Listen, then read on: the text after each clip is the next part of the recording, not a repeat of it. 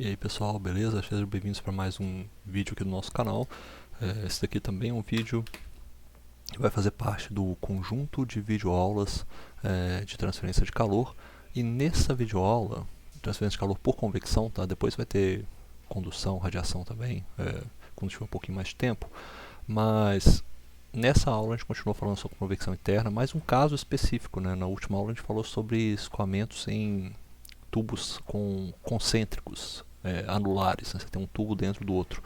Esse tem troca de calor do diâmetro interno, do diâmetro externo, enfim, um monte de outras coisas que acontecem aí. Dessa vez a gente vai falar sobre uma aplicação que era mais recente, tá? Inclusive nesse livro aqui, ó, que é o livro mais antigo que eu já vi do Encropera e DeWitt, tá? Que é o segunda edição, tá escrito aqui segunda edição? Tá escrito para vocês verem que é a segunda edição. Na segunda edição ele não fala desse tópico, ele fala nas novas, e por isso que eu vou só referenciar isso rapidinho aqui para vocês. Que é o escoamento em microcanais. Olha, se a gente pegar aquelas relações de convecção que a gente tem para escoamento completamente desenvolvido, dentro de uma tubulação, em condição de escoamento laminar, pessoal, estão ouvindo aí o barulho agora, é a obra que está tendo aqui do lado, tá? Eu vou continuar porque eu acho que vai ser, não vai afetar pra caramba, vou fechar essa janela aqui. Pelo menos afeta menos o nosso, dá menos barulho aqui pra gente, beleza? Foi um barulho um pouquinho menor, né? Mas tem barulho ainda, estão cortando lá, passando a máquina de corte ali com vontade. Esse barulho é conhecido. Bom, nesse caso, gente, o que está acontecendo? Vamos voltar à minha discussão, né? Vocês se lembram das equações que nós temos para calcular o número de Nusselt médio, né? O número de Nusselt que nós temos para um escoamento laminar interno em uma tubulação na região completamente desenvolvida. Se eu tiver a condição de fluxo de calor constante, qual que é? Vamos voltar aqui, ó.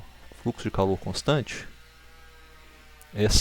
A minha equação para cálculo do número de Nusselt nessa tubulação é essa aqui, ó. Nusselt D é igual a 4,36. Isso aqui a gente sabe que é igual ao esse coeficiente médio de transferência de calor, né, por convecção, vezes o diâmetro dividido por K, que é o K do fluido nesse caso. Se nós tivermos um caso de temperatura na superfície constante, a gente vai ter essa equação aqui, o Nusselt médio, ele é igual a 3,66, que é igual ao H barra D sobre K. Mesma coisa. Então, assim, são só duas constantes. Mas seja qual for a constante que você escolher, uma coisa fica clara aí, né? O que acontece se você começar a diminuir esse diâmetro aqui, ó? Vou jogar esse diâmetro para baixo. Seja em uma condição ou outra. Você está diminuindo o diâmetro da tubulação para compensar, né? Já que pensando que o K do nosso fluido não vai ser alterado. O fluido é o mesmo, tá? Você está sendo o mesmo fluido. Para compensar, o que acontece com o H? O H sobe, ou seja, se o seu diâmetro decresce muito, a sua capacidade de troca de calor, seu coeficiente convectivo ele aumenta, ou seja, você vai acabar trocando mais calor. Quando você for avaliar nessa fórmula aqui, ó, que é a fórmula da lei do resfriamento de Newton para os escoamentos externos, que é essa, o fluxo de calor que você tem ele não é igual ao H barra vezes a temperatura na superfície menos a temperatura média. Nesse caso, esse H aqui ele vai estourar, vai ficar muito alto, ou seja, vai ter muita troca de calor. Essa é uma alternativa. Se você quer melhorar a troca de calor, usar microcanais é uma boa solução. O problema é que microcanais são um pouquinho complicados em outros aspectos, né? Microcanais, tem que pensar o seguinte, né? Você pode ter duas coisas. Vamos separar primeiro aqui. Vamos supor que você tem fluidos, vai ser só fluidos, né, no caso, vai ser convecção, tem que ser fluido. Mas vamos supor que você tem líquidos passando nesse microcanal. Olha, para líquidos, a gente ainda pode usar, tá? ainda é bem válido você utilizar, mesmo que você chegasse, eu vou colocar essa anotação aqui, ó, para líquidos em microcanais, você ainda pode usar as relações que nós temos, tanto as equações que nós utilizamos para essas equações estão mostradas aí na tela, seja para escoamento completamente desenvolvido, sejam as equações que nós temos para escoamentos completamente desenvolvidos também turbulentos, ou aqueles cálculos de dimensões de entrada e tal, de comprimento da região de entrada, e aí também o cálculo da troca de calor na região de entrada que a gente faz, né? No caso do escoamento laminar a gente faz, no caso do escoamento turbulento a gente só joga aquilo ali para fora. Olha, para esses casos de líquidos, você pode usar essas mesmas equações. Tá? Você pode calcular, por exemplo, você pode ir lá na equação no modelo de Darcy-Weisbach, você pode usar o diagrama de Moody e encontrar o seu fator de atrito, por exemplo, mesmo na região laminar, vai ser igual sempre a 64 sobre o Reynolds, mesmo que você esteja com um diâmetro da sua tubulação, vamos supor que o diâmetro da sua tubulação ele é aproximadamente, ele chega até a próxima, aqui você pode usar para líquidos para um diâmetro hidráulico, vou colocar como diâmetro hidráulico, de aproximadamente 1 micrômetro. Você ainda pode utilizar isso daí, as equações ainda são válidas, tá? Inclusive aquelas regiões de transição laminar turbulento, experimentos já mostraram que você pode analisar nessa região a transição laminar turbulenta para diâmetros de 1 micrômetro, ele ainda se mantém sendo aquela transição na faixa de Reynolds, de crítico, de aproximadamente igual a 2300.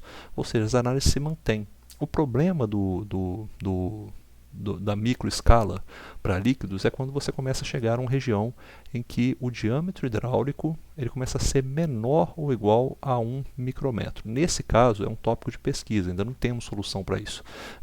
Inclusive, sempre que eu falo isso aqui é um tópico de pesquisa, deve ter alguém no mundo que está trabalhando com isso aí. Vocês podem procurar aí, deve ter muita gente fazendo pesquisa nessa área. Mas existe a solução para líquidos era mais simples, né? Mas porque o líquido mesmo ele sendo um fluido como o gás, ele tem comportamentos um pouco diferentes. O líquido ele ainda as moléculas são muito juntas, né? Você quase não tem esse espaço chamado de caminho livre entre as moléculas, é muito, muito pequeno, assim. Então, mesmo que você tenha uma dimensão micrométrica de tubulação, você ainda vai ter ali dentro uma quantidade bizonha de fluidos, né? Uma quantidade bizonha de moléculas de fluido que vão estar ali dentro. Então, mesmo assim, a sua hipótese do contínuo não é alterada. Assim, enquanto a hipótese do contínuo não for alterada, vai valer as mesmas coisas que a gente está vendo aqui para a mecânica dos fluidos, vai valer para outras, para transferência de calor, vai valer transferência de massa, vai valer a mesma coisa, porque tudo isso que a gente viu até agora se baseia na hipótese do contínuo. Se para fluidos, para líquidos, no caso, é muito mais difícil você ferir essa hipótese do contínuo. Você tem que estar numa dimensão muito, muito, muito pequena, quase na mesma dimensão do tamanho da molécula, imagino eu, sabe, para você conseguir ter essa condição de contínuo ser quebrada. E aí é uma outra coisa, acho que não tem nem como a gente pensar em fazer experimento nesse nível aí até hoje. Mas se você pensa para gases já não estão, as moléculas não estão tão coladinhas mais, elas já são um pouco separadas, né? Elas já podem se movimentar, elas estão livres para ir onde elas quiserem. Os gases já têm essa liberdade. O gás, vamos colocar aqui agora, para gases, as moléculas têm essa liberdade de movimentação. E tem um detalhe, né? Você pega o ar, por exemplo, o ar atmosférico, a distância molecular que nós temos, né, o caminho livre, isso aqui é um negócio que vocês devem ter visto na mecânica dos fluidos, que é esse símbolo aqui, ó, lambda MFP. Esse MFP vem de Mean Free Path, é o caminho médio livre, é o caminho, a distância percorrida por uma molécula e um gás até se encontrar com outra molécula, até ela colidir com outra molécula. Então o caminho que ela se desloca. É óbvio que isso é estatístico, né? Porque cada molécula vai ter um caminho diferente, mas tem uma média ali entre elas que é mais ou menos conhecida e que é dependente por exemplo, da temperatura, né, do estado do gás. Na verdade, cada gás tem uma temperatura e uma pressão, vai definir o estado do gás, ele tem um caminho médio livre que é definido ali para ele. Como chega nesse cálculo é só para quem faz termodinâmica nível estatístico lá para saber, eu não vou tratar disso aqui não. Mas esse caminho médio livre para gases, ele é mais ou menos, para um ar, por exemplo, um ar a pressão e temperatura atmosférica, né, como um gás ideal, ele é mais ou menos, quer ver? Eu acho que é mais ou menos 0,1 micrômetro. Acho que é mais ou menos isso aqui, se eu não me engano. Tá? Eu estou tirando isso meio que da cabeça. Eu acho que é 100 nanômetros. Deixa eu ver aqui se é isso mesmo. É mais ou menos isso daí, tá? É mais ou menos uns 100 nanômetros ou 0,1 micrômetro. E a gente consegue construir tubulação nesse tamanho. Dá para fazer tubulações desse tamanho para troca de calor, etc.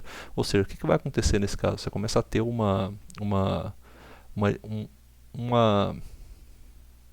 meio em que você tem a molécula leva o caminho que ela consegue percorrer sem tocar em outra molécula é quase o mesmo tamanho do diâmetro que você tem da tubulação. Na verdade, não precisa ser nem desse tamanho, tá? Você chega numa relação em que você tem isso aqui, ó. Vamos definir esse número que é chamado número de Knudsen. O número de Knudsen ele é simplesmente definido como o caminho médio, a distância média, né, entre as partículas, dividido pelo comprimento característico que você está analisando. Pode ser, por exemplo, uma corda de aerofólio, pode ser um diâmetro do cilindro. Nesse caso, a gente fala que é o diâmetro do cilindro. Então, o um número, esse número de Knudsen que a gente está analisando aqui, só ver que alguém pipocou uma mensagem aqui para mim. Eu não vi, tá? Não vi não. Esse número de Knudsen, ele tem uma relação seguinte. Esse número de Knudsen ele tem que ser muito pequeno. Por quê? Porque se ele é muito pequeno, quer dizer que o caminho médio percorrido, o caminho médio livre percorrido pelas partículas, ele é muito pequeno com relação ao tamanho das suas dimensões do seu problema. Assim, se você tem um diâmetro, sei lá, de x, e você consegue colocar umas 100 partículas ali naquele espaço, que elas têm um caminho livre médio ali para... Até que 100 é muito ruim, né, cara? Não é bem isso, não. Você tem um diâmetro de x, e você consegue, naquela linha daquele diâmetro ali, você consegue colocar umas 100 partículas espaçadas naquele diâmetro ali para que elas conseguem se mover sem tocar uma na outra, sabe? Assim, elas tendo esse caminho, né, esse caminho de x sobre 100, que seria o caminho médio livre delas aqui, você teria um número de Knudsen mais ou menos aproximadamente igual a 0,01. Ou seja, o que seria? Né? Seria que o seu caminho médio livre, seria que o seu diâmetro da sua tubulação, ela é mais ou menos, aproximadamente igual a 100 vezes o caminho médio livre das partículas. Você chega nessa dimensão aqui, ó, até que dá para considerar o meio contínuo já, tá? Se está abaixo disso, se o seu diâmetro é, sei lá, 50 vezes o caminho médio livre, aí começa a ficar ruim. O meio já não começa a ser tão contínuo mais. Você começa a ter espaçamento entre as moléculas, aí fica mais difícil você determinar o que está acontecendo. Por isso que esse parâmetro aqui, ó, esse caminho médio livre sobre o D, ele é muito importante para você determinar se você tem esse meio considerado como contínuo ou não. Se ele é contínuo, aí está valendo as equações que a gente usou antes, você não precisa se preocupar. Você vai usar a mesma equação aqui do escoamento, seja um problema com fluxo de calor constante, você usa a equação, essa primeira equação que eu estou passando o mouse dela aqui. Ó. Se for temperatura de superfície constante, você usa essa segunda equação. Porque o número de Knudsen, esse caminho médio livre, ele não vai afetar mais. Você considera o seu meio como contínuo. Ele não tem mais problema você ficar se preocupando com essa condição de microescala. Mesmo que você esteja numa escala muito pequena, seu meio ainda é considerado contínuo. Mas se você chega nessa condição aqui, ó, em que o seu diâmetro começa a ser menor ou igual a 100 vezes o caminho médio livre das partículas, nessa condição aqui a gente vai começar a falar que já não é mais contínuo. E aí as nossas equações que nós mostramos aqui ao longo do curso não vão funcionar. Aí você precisa de outras equações, tá? Existem metodologias para se encontrar isso, na verdade, tá? Você tem, por exemplo, uma equação. Deixa eu ver, quem que escreveu essa equação aqui? Eu quero ver, porque eles não falaram o nome do cara, né? Eu quero achar o nome do cara que fez. 36, Sparrow e Lin. Esse Sparrow era famoso mesmo nessa área de escoamentos de microescala. Né? Deixa eu voltar aqui, porque eu vou olhar. Tem essa equação aqui que é mostrada por Sparrow e Lin. Deixa eu botar ela aqui. Sparrow e Lin. Eles mostraram essa equação aqui, ó, o número de Knudsen com relação ao diâmetro é igual a H sobre K vezes D, que é igual a 48 dividido por, deixa eu abrir para o lado aqui que eu vou precisar de espaço para escrever essa daqui, ó, 48 dividido por 11 menos 6 vezes Xi, deixa eu ver esse Xi aqui, ele é difícil de desenhar, vezes Xi mais Xi ao quadrado mais 48 vezes 1 gama T.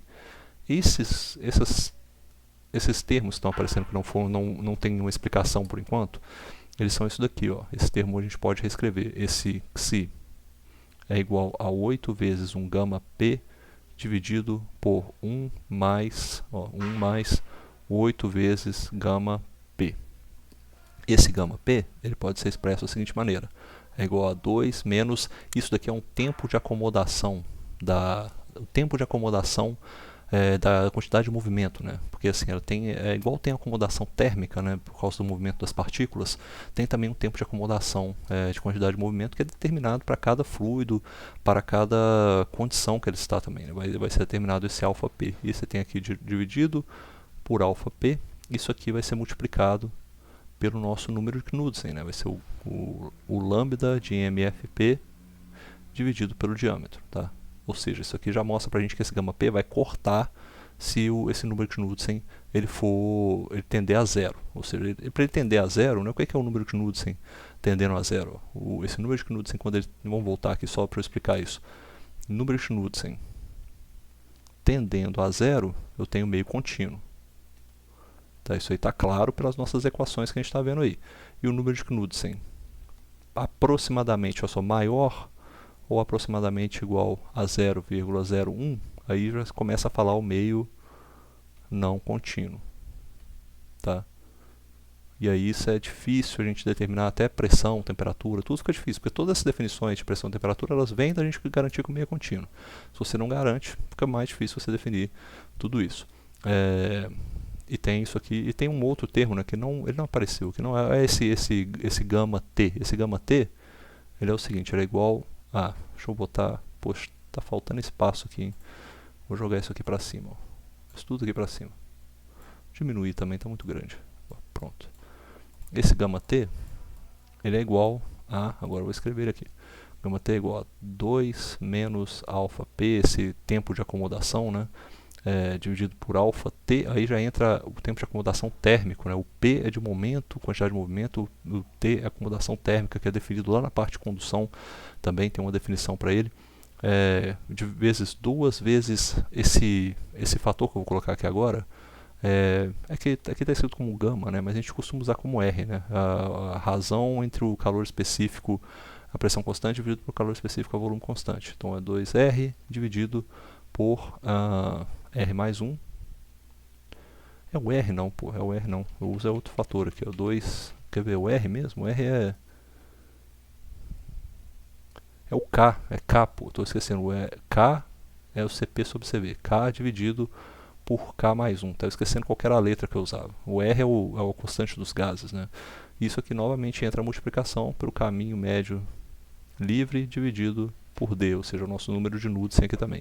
O que vai acontecer com essa equação se você fala que o número de Knudsen ele tende a zero?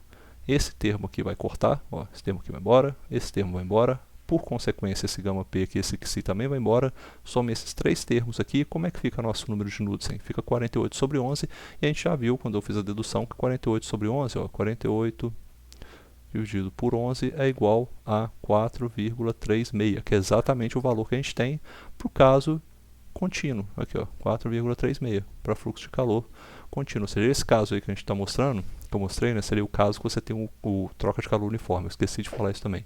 Essa equação de Sparrow e Lin, ela vale somente quando você tem um fluxo de calor uniforme, tá? Constante.